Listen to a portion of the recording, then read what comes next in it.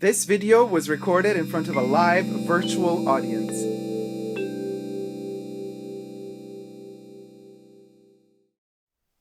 Hi everybody, Dacob here. Welcome back to Essentially Dacob, Super Dacob's Fragrance Shrine. So, it's 2022, the beginning of the year, and Chanel has graced us with a little something to begin the year with. The #1 L'EAU Rouge Fragrance body mist or body fragrance. Now, Chanel has graced us with it. Hold on, I have a hair attached to me. But we purchased it. Hashtag not sponsored. I bought this baby. And I bought it a very short while ago, and I've already used up quite a bit because I've been testing this thoroughly. It is a body fragrance after all. The body is big, and to use it all over the body, you use it up relatively quickly. So I can tell you this already from the get-go. 100 milliliter bottle. If you're really going to use it the way Chanel and God intended, you're going to use it up quickly. Okay, so there's that to be said. Now, just going to, spritz it. I've been spritzing it, just, give it everything. First of all, the atomizer itself, you can see, you see how it goes all over the place. It's a very, very cloudy, fluffy, soft atomizer. It doesn't spit on you like some perfumes do, right? So this thing is meant to create a little cloud that you walk through.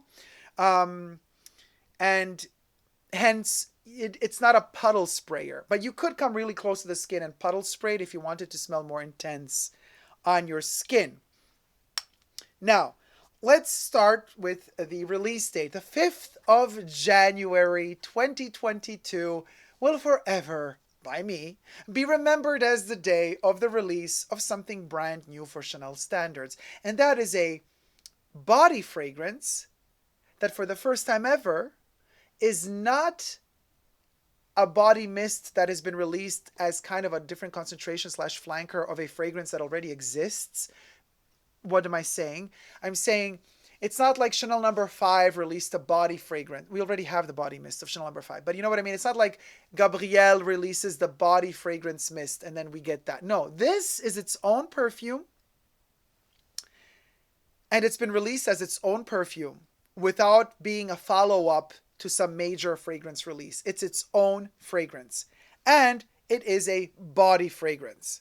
So that's kind of a big step from Chanel to do. Now, they're trying to work sustainable more than ever before. Recycled paper used for the packaging. The ink that's used to dye the paper or to color or print the paper is non-toxic. So they say. The flacons are in glass, which is recycled glass and recyclable glass. The stoppers are made out of recycled plastic, as well as, because it is the Camellia collection, they also used, so I've heard, shredded seeds of camellia implemented into the plastic that is used to create the stoppers. They also did not print a color into the stoppers. Instead, the molds for the stoppers were made with the etched in CC logo. So they just pressed this in instead of painting on it, and instead of no,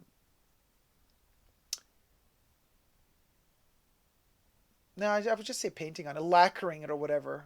It's just kind of molded that way. So that is fascinating. You can even see the texture of the sticker. It's not a regular Chanel perfume sticker. It has a totally different texture. I wonder why they don't do it with all the other perfumes as well. Why just this then? If you're going to change Chanel, then change for all your perfumes. Is that a good thing or a bad thing in terms of aesthetics? I don't know. So as I said, the cardboard box is also part of the review of this fragrance, and it is in recycled paper, and the inside is printed in red, but only up to here. And then you have this fade into white, and then the inside is all white, the rest of it.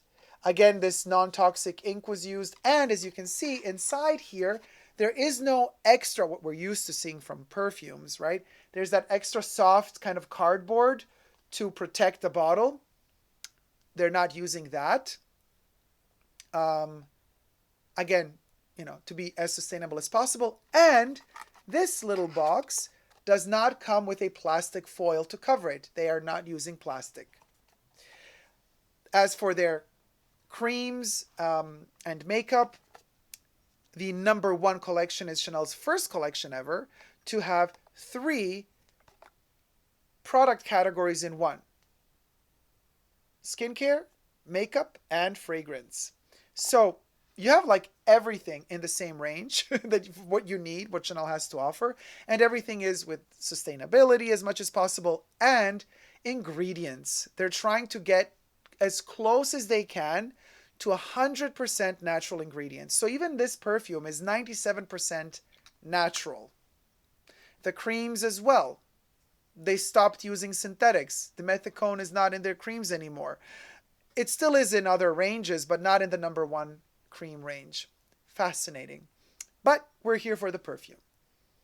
Okay, so Olivier Polge is the nose behind this one.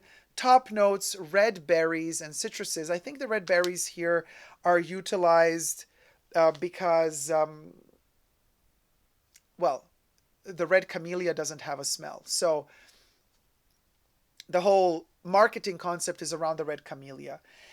Hence the bottles are all red. And it's a beautiful red, by the way. Really, really gorgeous, intense, dark blood red. So I guess red berries is something that we associate with the smell of what red could smell like. So I guess Olivier Polge thought that red berries could work in terms of envisioning how a Red Camellia would smell. Mid notes, rose, jasmine, and orange blossom. It's the rose and jasmine we're used to from Chanel #5. So there's a little bit of heritage of Chanel in the heart of L'EAU ROUGE. And then the base notes, iris and musk. Of course, the musk is a synthetic part of this perfume, I think. But when we read the ingredients, in the back it says alcohol, camellia japonica flower water, glycerin, perfume, camellia japonica flower extract, pentylene glycol, propanediol, water, chlorphenazine, and caprylyl glycol. And that's it. Usually the list of ingredients is much longer, but this is all that this thing has in it. Let me spray it again. Okay, I can tell you already from the get-go. Now, when you first spray it on, it's a bomb of alcohol, aldehydes, and red berries. And some people say that it smells, because of the alcohol and the red berries, like malt wine. It's like, you know what I mean? Alcoholic wine warmed up. Not to me, because it does have that glycerin, creamy, oily effect in it as well, even though there's alcohol there, but it does smooth the skin in a very interesting way. And I smell something very fascinating. I smell out a Chanel beauty product. There's hints of sublimage in there as well. You know how sublimage candles, sometimes they give out those candles as gifts, but also sublimage creams. There's a little bit of a hint of sublimage. Something vanilla in there is in there as well. And then there is the smell of this generic type of old school cream mixed with makeup. It's something that for some reason, the second I smelled this the first time and I let it dry down a little bit, you guys, it took me to the 30s. I don't know why. I envisioned immediately like this most lusciously rich boudoir makeup room where Coco would get ready before she went, on her journey from Paris to La Pausa, to her little holiday home. And she would have this boudoir room set up with the most expensive creams and powders and makeup. And all of that kind of mixes up in the air of that room where she's in getting ready. And there's a weight. The red berries is what gives this thing heft, and the musk.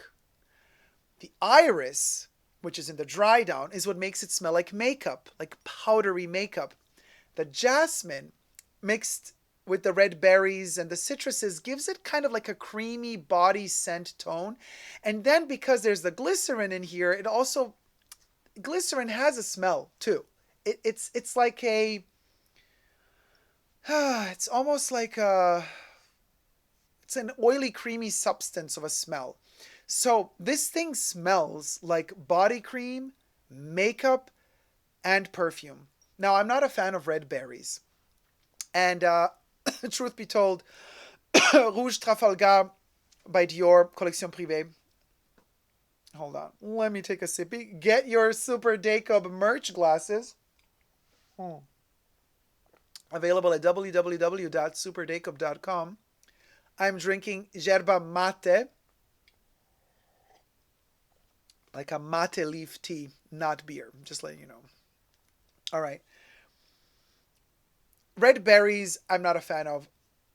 And usually nobody does red berries justice. They always smell pungently artificial to me.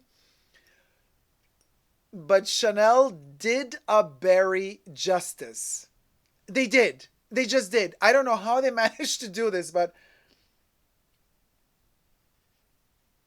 they're toned down to a level of being very present, but never aggressive like they are in Rouge Trafalgar, for example. These berries never go sweet. They never go, they stay sour, but then there's that jasmine and rose always tickling them and making them just so sophisticated. This is jasmine and rose from Chanel. The ones that they know how to do.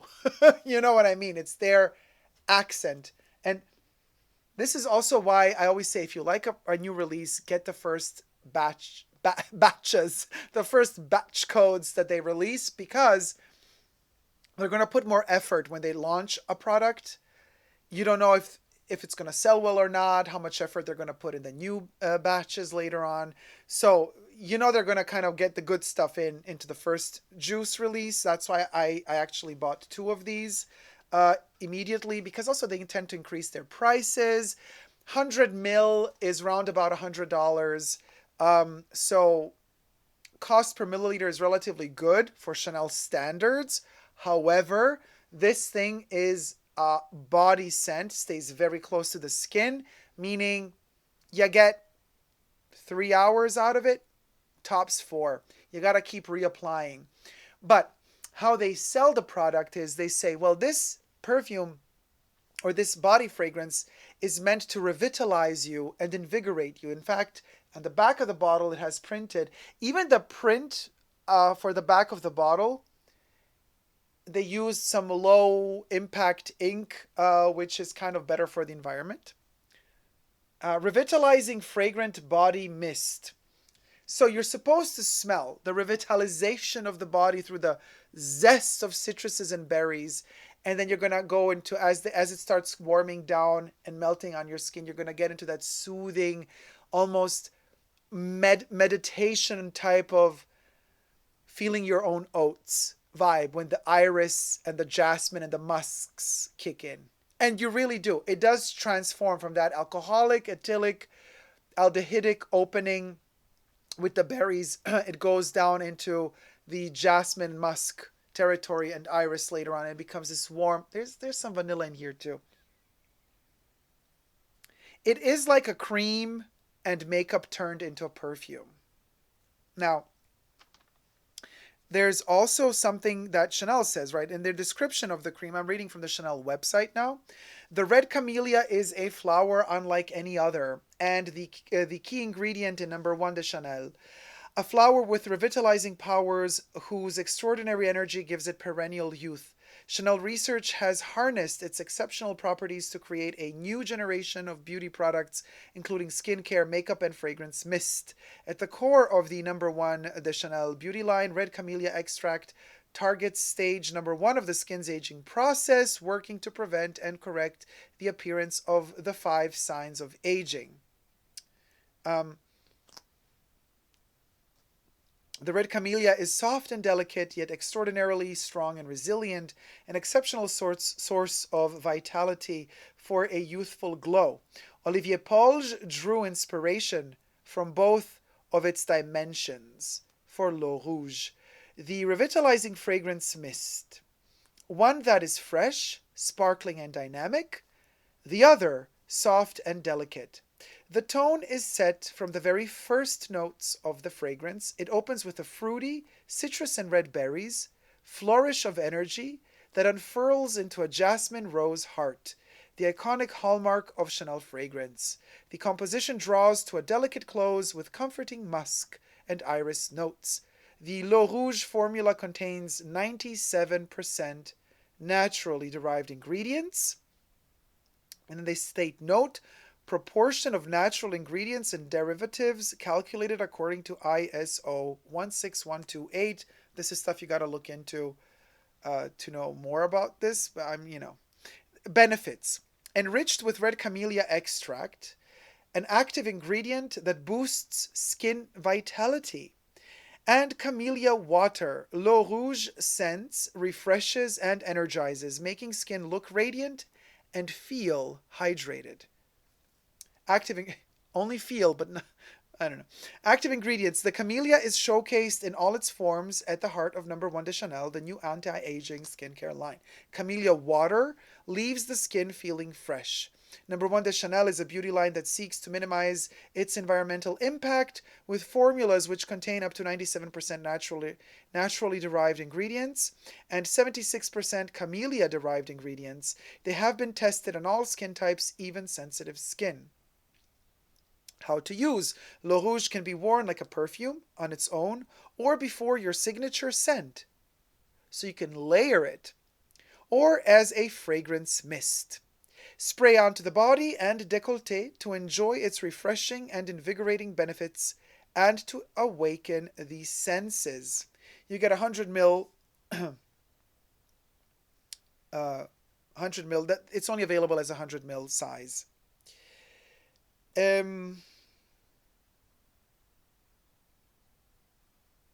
So,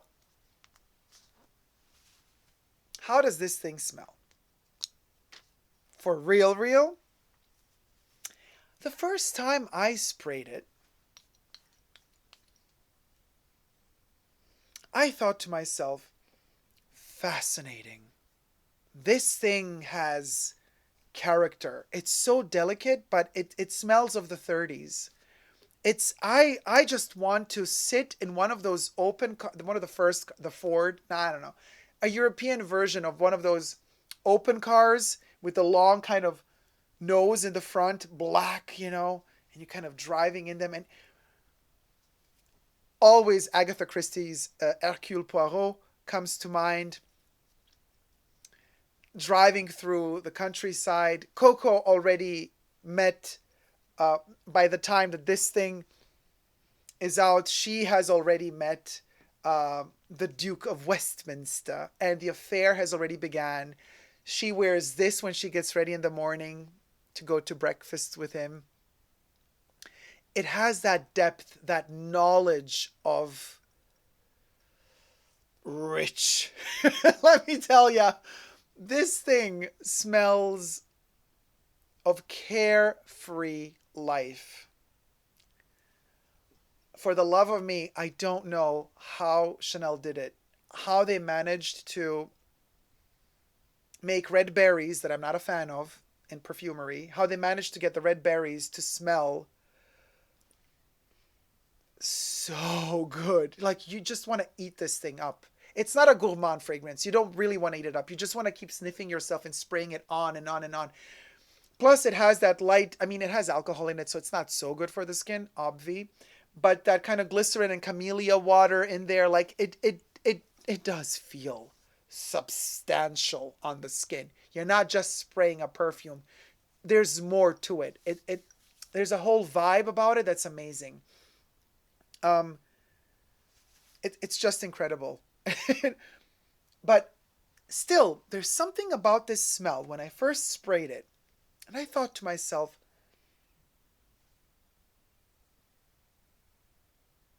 I've smelled this before.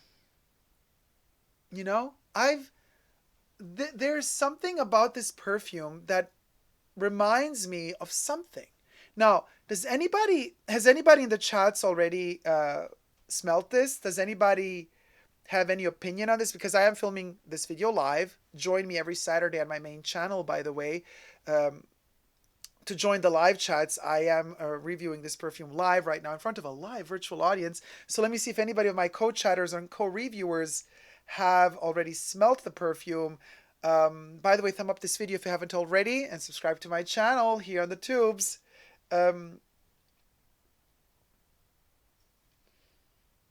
Ollie says, I want to smell what fascinating smells like. Oh, Ollie, we're going to get to that. Sounds beautiful, like a heritage type perfume. Oh, Aisha, that's exactly what it is.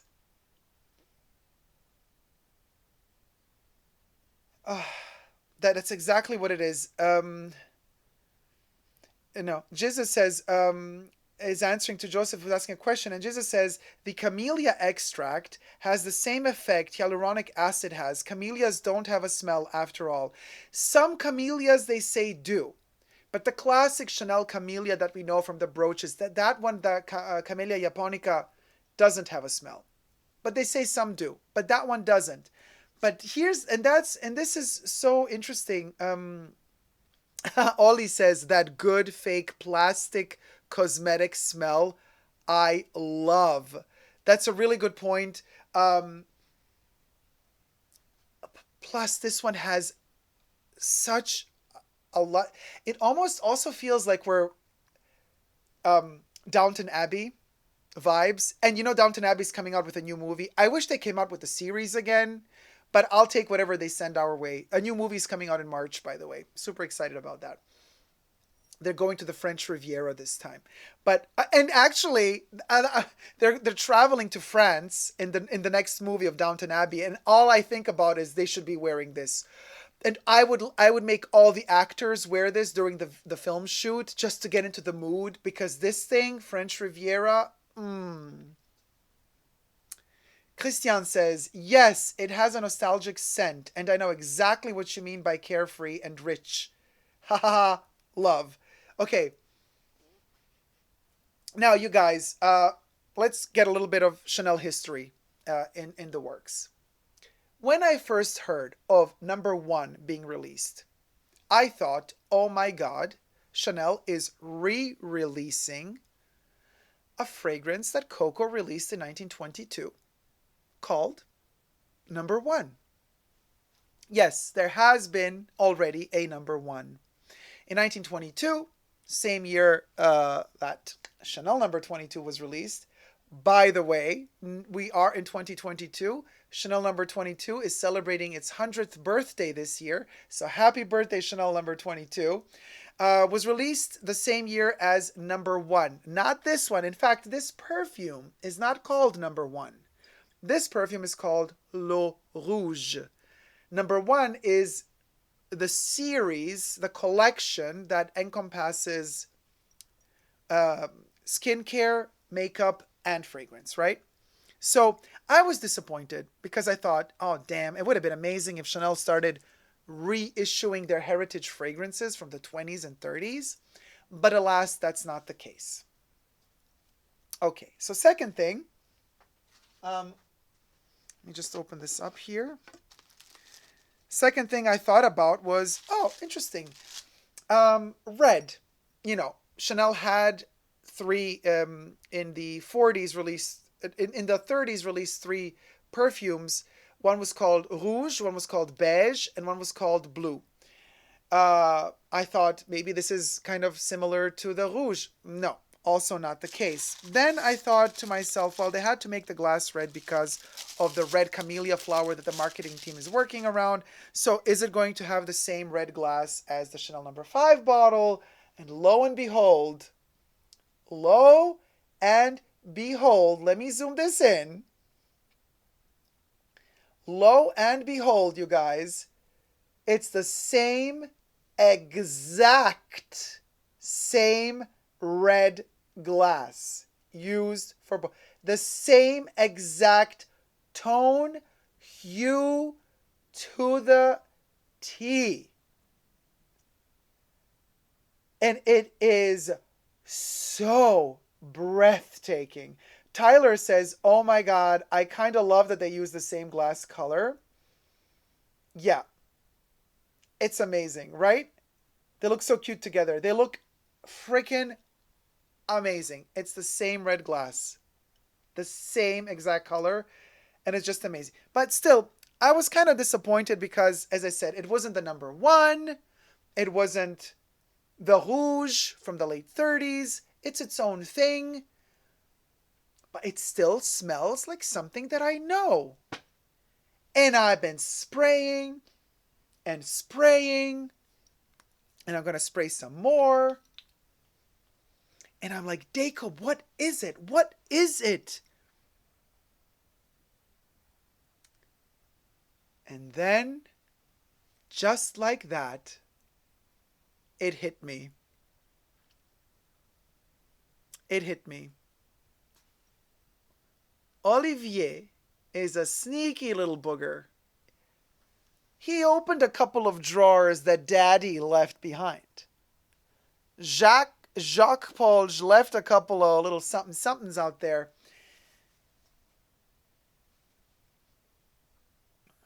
Yes, L'EAU Rouge is a glass bottle, Rachel. Something. And just like that, hold on. Let me take it out so you guys can see. I was like, oh my God, how could I not realize this before? L'EAU Rouge is dedicated to camellia. A camellia doesn't have a smell. When did Chanel, in the near past, try to deliver a concept of if a camellia had a smell, how would it smell? Now that concept was made by Jacques Paul, and it was made envisioning a white camellia. And then it hit me. We already have this perfume. And this perfume is called Un Fleur de Chanel. And just like that, it all made sense. This little beautiful limited edition fragrance was released many moons ago, only available in Chanel boutiques. Un Fleur de Chanel. It is the vision of a white camellia smell, which literally smells exactly like this, but this has the added red berries to give it a red smell, while here we got the kind of lotus flower to give it a different white context. But these two are the same perfume. I know Ollie says, what? Yes. Debbie says, this is my exception. Jizza says, no way. Debbie, so elegantly, F me. I know, right? Nicole says, Fleur. Yeah, Un Fleur de Chanel. You guessed it, Nicole. Fotini says, Gardenia. No. You guys, mind blown. Un Fleur de Chanel and L'EAU Rouge are the same. Of course, they're different.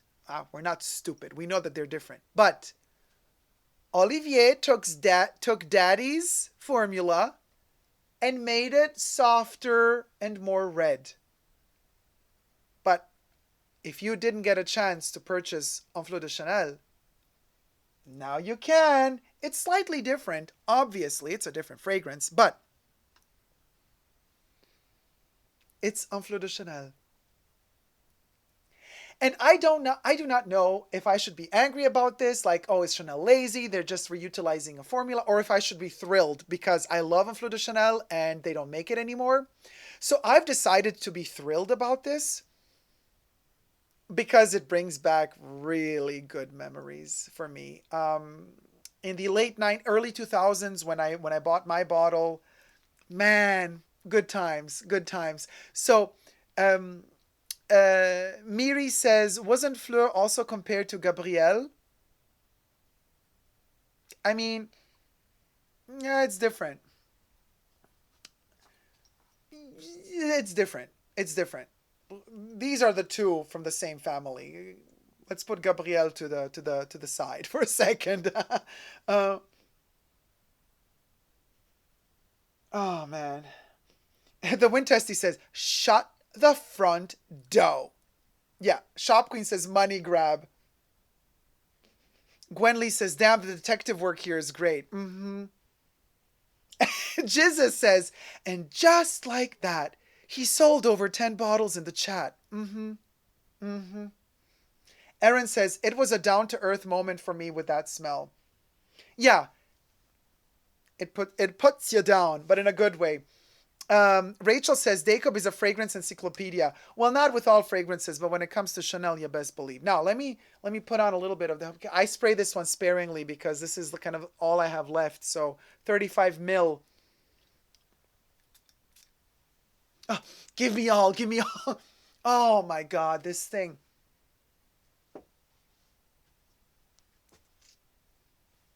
Of course, this is a thousand times better, more intense, deeper. I mean, this is from the late 90s, so obviously we had also it's aged, but oh, okay. This is like a red berry version for 2022 updated of this. So they are different. They do have different ingredients. At the base, they're the same though. So it's like Olivier did something really magical here. He did capture the idea of Un Fleur de Chanel because, mind you, when Un Fleur de Chanel was created, it had the whole concept of it was, well, how would a camellia smell if it had a smell? And now, of course, Olivier had to take inspiration from this. That's where it all started. Because now Olivier has been confronted with the same question. If the red camellia had a smell, how would it smell? So he thought to himself, this is what I'm thinking. He probably thought to himself, well, Dad already did this. Let me see what Dad did and let me work on that and let me create a reiteration of that. And now let's give a red camellia a smell. So, in terms of reinventing the vocabulary of Chanel, when it comes to style and also fragrances within the style context of a fragrance, it makes total sense to me because Chanel has been doing this over and over and over again. I mean, they redefine their style codec, their style DNA at the core remains the same. They just tweak little things here and there to make it more appropriate for the times. And this is what the House of Chanel has been doing so masterfully throughout the decades, really. And they do not disappoint with L'EAU Rouge. Don't expect a one-to-one facsimile of Un Fleur de Chanel. Don't. Understand what I'm telling you here. This is an evolution of it. It's a tweaking of it. It's creating a different accent to what it was. And let's say, in a way, it's as if we are creating a perfume collection of different colored camellias, which I think, Chanel, you're welcome for the tip. You should do it. Have a different color smell of a camellia for every camellia. So you started with the white camellia that Jacques did, the OG version, and now we moved on to the red camellia. You could do a yellow camellia as well, and they can have slightly different nuances in the smell. But at the core, when these two dry down, it took me a while, but I smelled out that bone structure of Un Fleur de Chanel. Aisha says, did not know about Fleury de Chanel. Well, it's not Fleury. Fleury sounds super cute though. It's Fleur. Fleur. Like this. A flower by Chanel or a flower of Chanel. Um, Debbie says, well, never mind. I'll buy a printer instead. Miri says, I need to try this. Fotini says, you're a fragrance detective. JJ Diary says, it's a sweet ode to his father, perhaps. It really, it feels like that. Yeah, yeah. Rara says, right, Debs? Oh, why can't we order Chanel samples like we can for niche? I must test. And you see, in the past, they had what I was talking about, the packaging. So they had these extra inlays for the perfumes. Now, these inlays are not in production anymore. They're just creating the outer packaging because it's more sustainable, right? So hence, this one doesn't have the interior anymore. Vanessa says, you just convinced me. I'm going to purchase it next month for my birthday. Don't blind buy it. At least try it out first. Henry says, see, that strengthens my idea that summer is just a state of mind, an idea, an ideal. Not hot weather. The camellia's summer is obviously winter. Exactly. Camellias grow in the winter. Well, most of them do. I mean, the famous ones do. Kimberly says, okay, then take my money. Take my money. Joseph says, do the berries help make it less abruptly floral? Yes. I know what you're saying. Weird question for a camellia themed perfume, but average florals aren't my taste, so this sounds lovely in theory. Okay. So it's a very well balanced fragrance. It gives you hints of everything, but bottom line, it's supposed to be like a skincare, like a smell of a cream with makeup. And of course, they have hints of florals. You know, we do have the rose and the jasmine, but the citruses and the berries, and I do believe we have aldehydes in here, even though they're not listed. They create a typical Chanel kind of fragrance smell, skincare smell.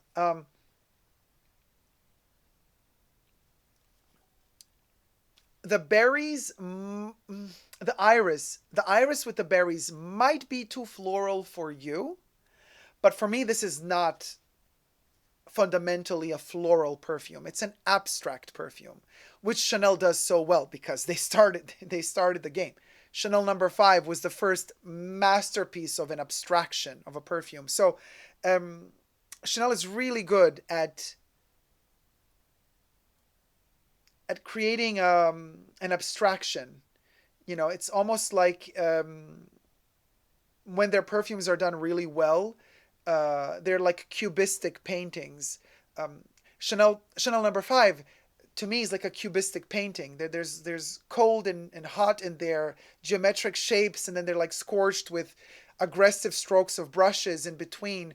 That's number 5. And that heritage of abstraction is very typical for Chanel. So even with their most floral perfumes, like Chanel number 22 is a very floral, ilang ilang tuberose, heavy fragrance.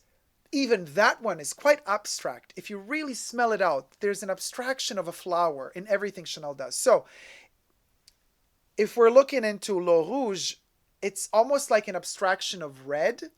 Like how would red smell like? Let's try to interpret that.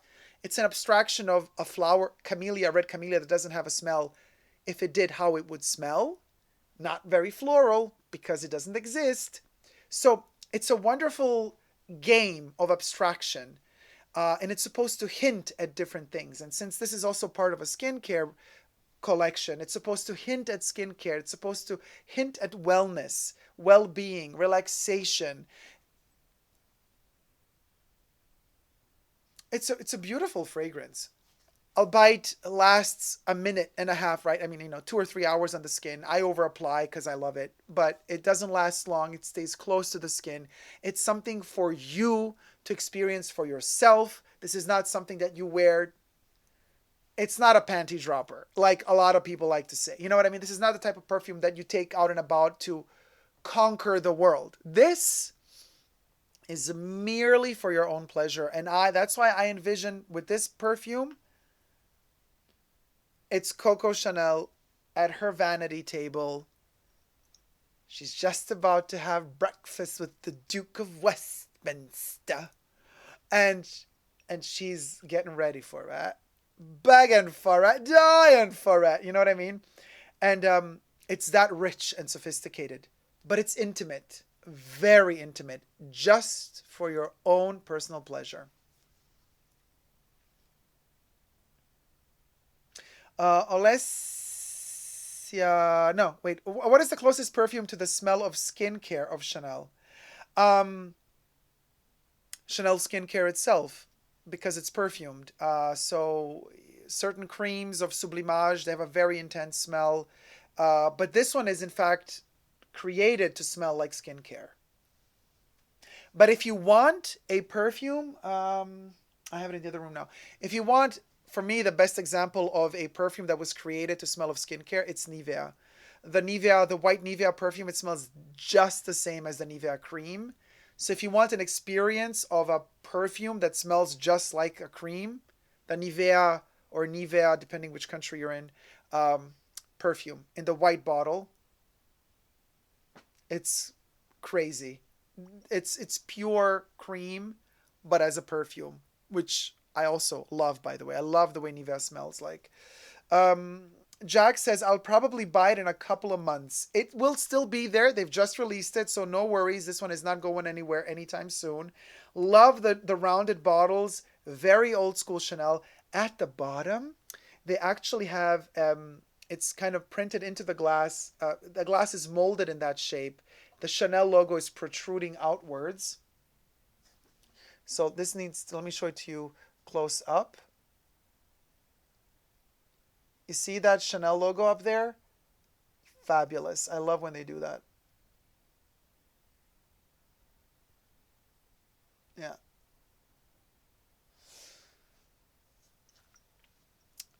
Would work as a bedtime scent? Yes. Yes. Yes. Yes.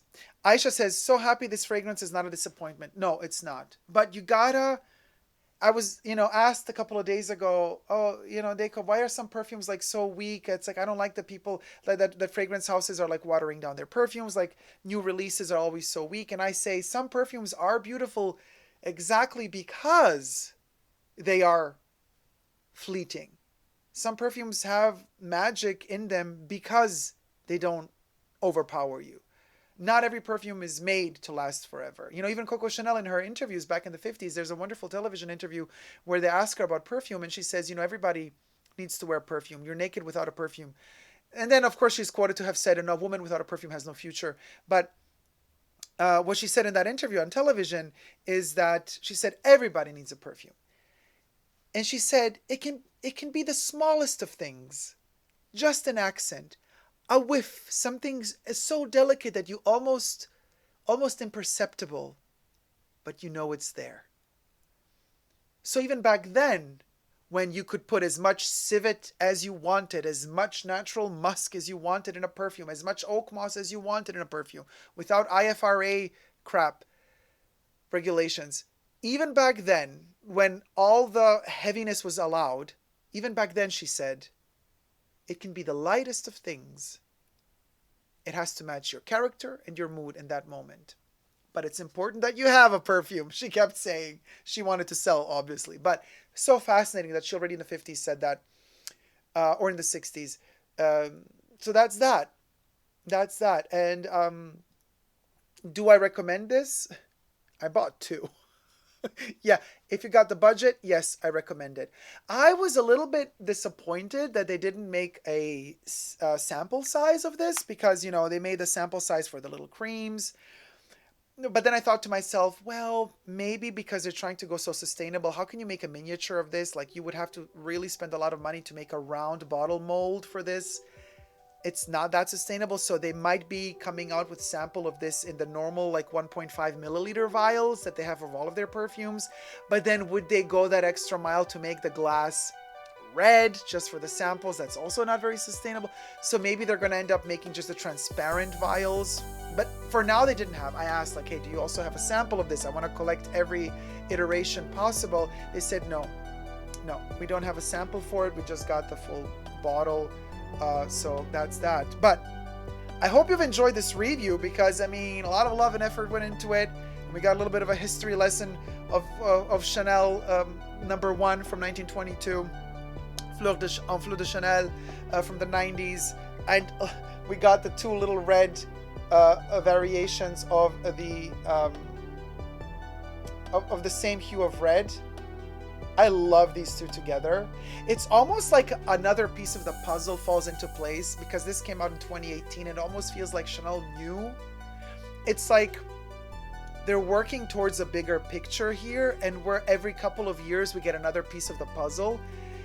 And I honestly don't think they think that far, but I wish they would, because these are the type of games and puzzles that I love to play.